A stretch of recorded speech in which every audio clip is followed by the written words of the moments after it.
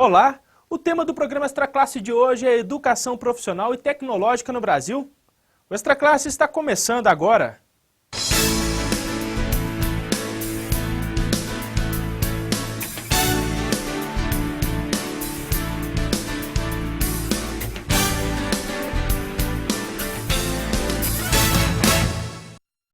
Em 2009, comemoram-se os 100 anos de criação das primeiras escolas federais de educação profissional e tecnológica no Brasil. Esse assunto esteve em debate no Fórum Mundial de Educação Profissional e Tecnológica, realizado em Brasília entre os dias 23 e 27 de novembro. O evento reuniu estudantes, professores, pesquisadores, governos, sindicatos e representantes da sociedade civil organizada de diversos países e discutiu também temas como a integração cultural, a diversidade e a melhoria das propostas de formação. As perspectivas da educação profissional e tecnológica no Brasil e no mundo você confere na entrevista de hoje.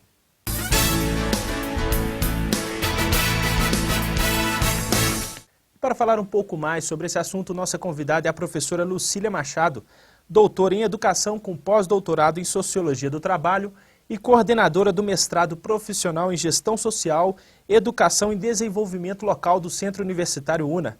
Olá, professora, tudo bem? Tudo bem.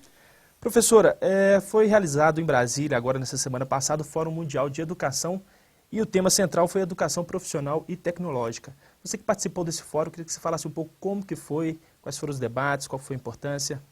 Bom, o Fórum Mundial de Educação já é um evento tradicional que reúne muita gente. Ele surgiu no âmbito do Fórum Social Mundial.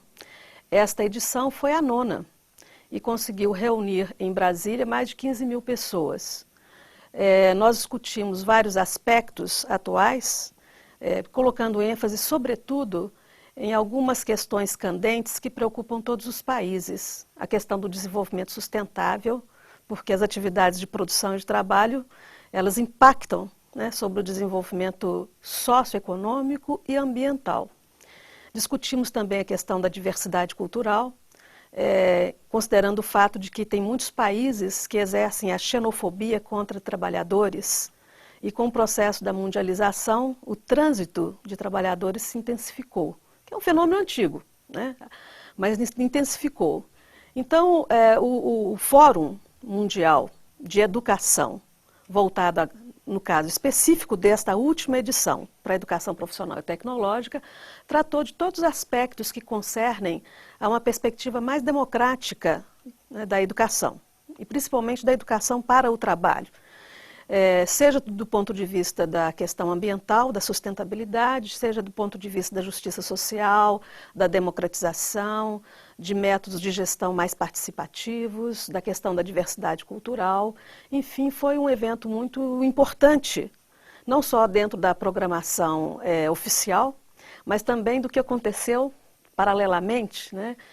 Atividades autogestionárias, atividades culturais, sim, feira gastronômica, né?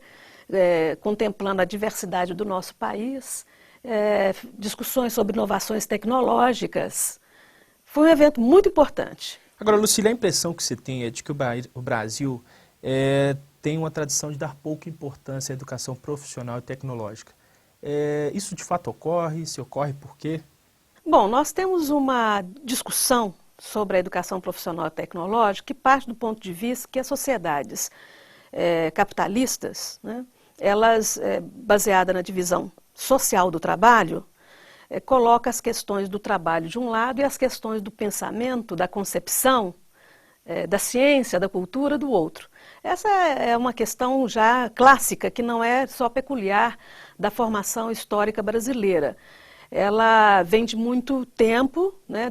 Nós temos uma tradição escravocrata no país, impregnou, né, a nossa formação social esta visão do trabalho, uma formação também que coloca no trabalho como algo que é não digno, e isso transfere, né, para a educação profissional e tecnológica uma série de estigmas. Mas, a despeito disso, nós temos uma perspectiva de transformação desse quadro que é muito boa. Né? Isso vem do próprio mundo do trabalho. Né? O próprio mundo do trabalho ensina de que é preciso pensar a educação profissional e tecnológica de outra maneira.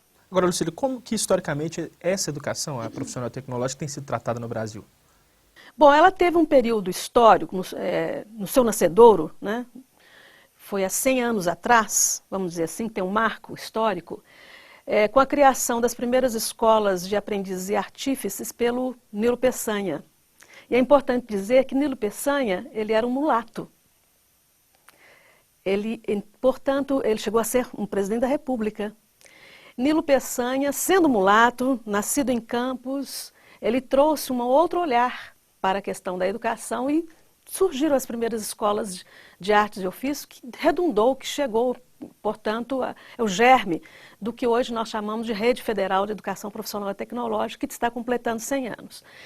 No seu nascedouro, a educação profissional e tecnológica, propriamente educação profissional, porque não tinha o tecnológica junto, e nem era educação, mas era pensada como formação profissional, ela é voltado para os jovens, crianças e jovens, fala-se concretamente em crianças, porque eram adolescentes, e voltados para aquelas que não tinham muita perspectiva de estudo, os chamados deserdados da fortuna, as pessoas que não tinham grandes chances de se transformar numa outra coisa, a não ser trabalhadores, né?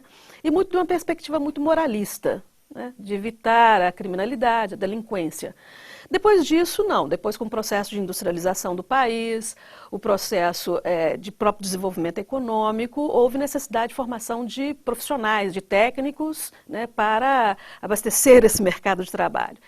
Nos anos 40, também muito conhecida a questão da formação do Sistema S, e foi Getúlio Vargas que esteve na origem, né, da constituição do Sistema S, que é o sistema da indústria, do comércio, do serviço, agora também do transporte, também do cooperativismo, e que hoje constitui uma cadeia, uma rede grande de oferta